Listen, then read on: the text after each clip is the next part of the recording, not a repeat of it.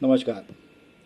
मैं डॉक्टर दिलीप पटवर्धन आँख का डॉक्टर हूँ। सांगली महाराष्ट्र में स्थित हूँ। मेरा आँख का हॉस्पिटल है जो कि NABH एक्रीडेटेड है।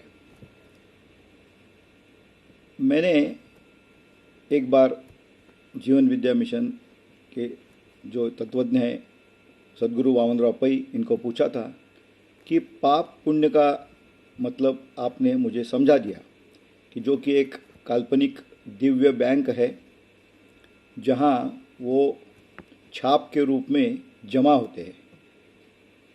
जैसे हम पैसे इकट्ठा करते हैं बैंक में, वैसे पाप और पुण्य जब वो अनमैनिफेस्टेड रहते हैं मतलब वहाँ जमा होते हैं। अच्छा काम किया तो पुण्य, बुरा काम किया तो पाप। लेकिन मेरे मन में ये सवाल है, ये कहाँ जमा होते हैं, उनका ठिकाना क्या है? उन्होंने बहुत अच्छी तरह से मुझे समझाया। देखो, अभी आपकी उम्र समझो 70 साल की है। आपको अगर मैंने याद करने को कहा कि आप जब स्कूल में थे तो उसकी याद करो, तो याद आता है कि नहीं? आता है। बाद में कहा कि कॉलेज के बारे में याद करो, तो स्कूल का जो याद का वो नीचे जाता है और कॉलेज की यादगार जागृत होती है। तो उन्होंने छोटा सवाल पूछा, वो कहाँ था? कोई कह सकता है क्या? कोई भी मॉडर्न साइंस वो कहाँ था ये बोल सकता है? नहीं बोल सकता है। इसलिए वो कॉन्शसनेस यानी जानिव वहाँ रहता है। आजकल के मॉडर्न लैंग्वेज में कहा जाए तो वो क्लाउड में है, मतलब जैसे कि गोडाउन में है, रखा है उधर। उसे आध्यात्मिक परिभाषा में संचित कहते हैं। वहाँ है। जभी जभी उसकी डिमांड होगी, उसकी मांग होगी तो वो दी जाएगी। सही है ना? मतलब वो कॉन्शियसनेस में स्थित है। उसी को जब वो पाप और पुण्य के छाप वहाँ जिसके प्रगटीकरण नहीं हुआ है, जिसको अच्छा वातावरण, अनुकूल वातावरण नहीं मिल रहा है, तब तक वो वहाँ जमा रहते, तब तक उसे पाप और पुण्य बोलते हैं। उसका जीवन में, इस ज्ञान का जीवन में फ़ायदा क्या, बताता हूँ। देखो, मैंने जब शब्द प्रयोग यूज किया उसको अनुकूल वातावरण, मतलब पाप के लिए अनुकूल वातावरण और पुण्य के लिए अनुकूल वातावरण क्या है? अब बैंक में जाए, अपने लॉकर में कुछ रखा है तो उसमें की कौन सी चीज़ लेके आना है ये आपके हाथ में है कि नहीं? आप जिस चीज़ की डिमांड करेंगे वही चीज़ लेके आएंगे। अब पुण्य को प्रकटीकरण करने के लिए क्या करना चाहिए वो आपके हाथ में है।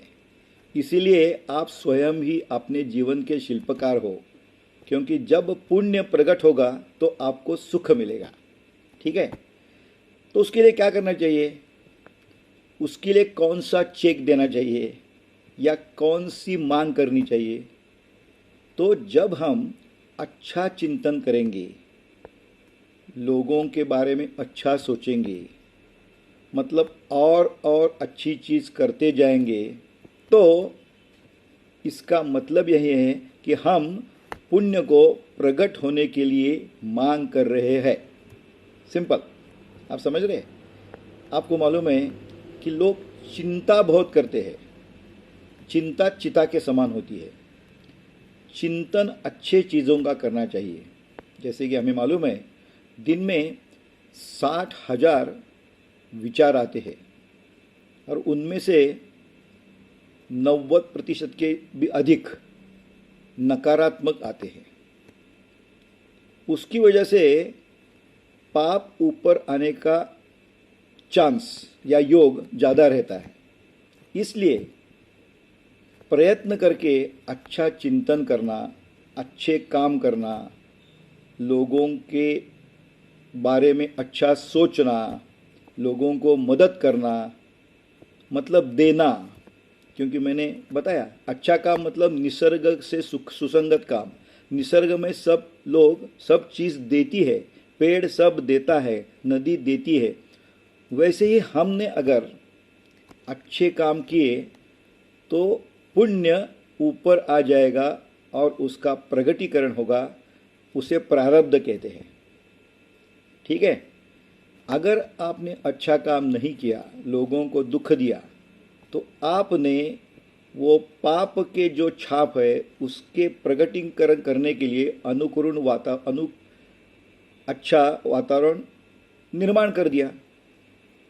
समझ गया कि नहीं? तो आपको क्या करना है, ये इससे सीखना है। क्योंकि कभी कभी क्या होता है, गलती से हमसे कोई अपराध होता है। अगर आपको गलती का एहसास हो गया तो आपके हाथ में ये चीज़ है। क्योंकि गलती की मतलब उसके पाप के छाप अपने जीवन जो दिव्य बैंक है उसमें गए, वो कोई रोक नहीं सकता है, वो कोई रोक नहीं सकता है। लेकिन उसको प्रगटीकरण करने न दिया जाए, इसके लिए आप अगर बहुत अच्छा काम करने लगेंगे तो उन पापों का प्रगटीकरण नहीं होगा, या अगर होगा तो भी सौम्य रूप में होगा। इसे हम इंटर एक्शन कह सकते हैं। गलती तो हर आदमी से होती है, लेकिन उसके लिए उपाय है। आपको एक पुराना, सही गलत छोड़ दो, लेकिन एक आपको मालूम है, पुराने ज़माने में वाल्मीकि ऋषि की कथा आपको मालूम है। जो वाल्या कोली था, उसने बहुत अपराध किए, बहुत लोगों को मारा था, मतलब पाप बहुत जमा हुआ था। लेकिन जब उसे नारद मुनि मिले, यानी कि सद्गुरु मिले, तो उसे उसका एहसास हो गया और उसने राम नाम जपना इतना चालू किया, मतलब इतने अच्छे चिंतन, अच्छा विचार चालू करना किया, उसकी वजह से उसका पुण्य इतना जमा हुआ और वो चिंतन करते ही गया, इसलिए पुण्य ही प्रकट होने लगा। आप समझ रहे ना? पाप था, याद रखो, पाप गया नहीं। ऐसा नहीं है पाप और समेशन और सब्सट्रैक्शन नहीं है, वो है। अगर वो वाल्मीकि होने के बाद भी अगर बराबर चिंता या गलत चिंतन करता तो वो पाप उभर आता था और उसे शिक्षा, उसे सजा भी मिलती। समझ रहे ना? इसलिए आपको क्या करना है, गलती से कुछ भी काम किया हो तो भी उसे हम सुधर सकते हैं। अच्छे काम करते जाओ, और इससे कितने आपको उदाहरण मिलेंगे कि जो गत जीवन में खराब थे वो बाद में अच्छे हो गए और उनकी ज़िंदगी भी अच्छी हो गई। एक बार सदगुरु वामनराव पै प्रबोधन कर रहे थे और उन्होंने बताया कि क्रिया करने के बाद प्रतिक्रिया होगी, अच्छा किया तो अच्छी ही होगी। वो प्रबोधन होने के बाद एक बूढ़ी माँ वहाँ थी, बूढ़ी स्त्री थी, वो उनके पास आई और उन्होंने बोले कि मैं इसके ऊपर विश्वास नहीं कर रहा हूँ, अच्छी क्रिया करने के बाद अच्छी प्रतिक्रिया होती है, इस पर मुझे विश्वास नहीं। तो तत्वज्ञ बोले क्यों, ऐसा क्यों लगता है? तो उसने खुद का उदाहरण बताया। वो बोली कि मेरी शादी होने के बाद 2 साल के बाद मुझे एक बच्चा हुआ और मेरा बच्चा जब 1 साल का था तो मेरे पति गुजर गए। मैं तो सीखी नहीं थी, इसलिए मुझे कुछ सर्विस नहीं मिली, तो मुझे लोगों के घर में बर्तन साफ करने, कपड़ा धोना, ऐसे काम करके मुझे धन कमाना पड़ा। लेकिन एक बात मैंने की, मेरे बच्चे के लिए कुछ भी कम नहीं किया, उसका शिक्षण अच्छा किया, उसको अच्छा खाना पिलाया। मैं कभी कभी भूखी रही, लेकिन मेरे बच्चे को, अब वो देखो बच्चा इंजीनियर हो गया, बाद में वो अमेरिका गया, मेरे साथ अच्छे उसके ताल्लुकात थे, फ़ोन भी करता था, लेकिन धीरे धीरे वो मुझे भूल गया और उसने मुझसे कांटेक्ट तोड़ दिया। वो उसने फ़ोन भी करना बंद किया, मेरा फ़ोन उठाना भी बंद कर दिया। तो अब मुझे बताओ, जिस बच्चे के लिए मैंने 21 साल बहुत कष्ट में गुजारे, लेकिन अभी क्या है प्रतिक्रिया, वो मेरी तरफ देखता भी नहीं। तो ये आपका जो नियम है क्रिया प्रतिक्रिया, ये गलत साबित हुआ। तत्वज्ञ बोले ऐसे ऊपर ऊपर से देखा जाए तो ये सही लगता है, लेकिन आप बोलिए आप अभी कहाँ रहते हो? तो उस बूढ़ी स्त्री ने कहा, अब मैं मेरे भतीजे के पास रहती हूँ। और उसने भतीजे का इतना वर्णन करना चालू किया, वो इतना मेरे लिए मेरे ऊपर प्यार करता है, इतना मुझे मेरे सब देखभाल करता है, मुझे जो चाहिए वो ला के देता है, मतलब इतना अच्छा काम करता है कि मुझे भी बहुत आश्चर्य लगता है कि जो कि मेरे शायद बेटा भी नहीं करता।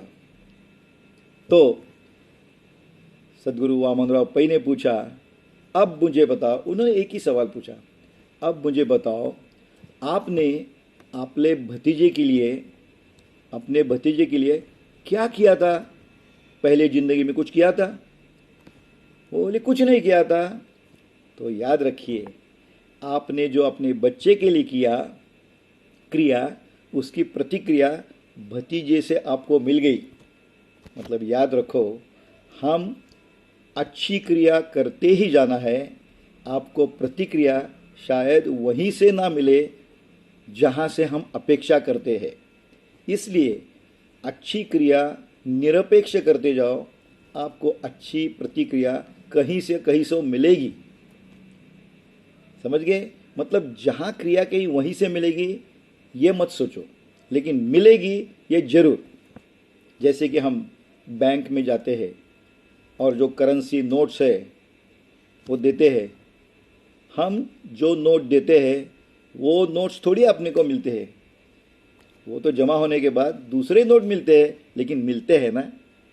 इसलिए ये ध्यान में रखना जरूरी है कि हम अच्छे कर्म करते जाए, क्रिया और प्रतिक्रिया जो निसर्ग नियम झूठ नहीं हो सकता है।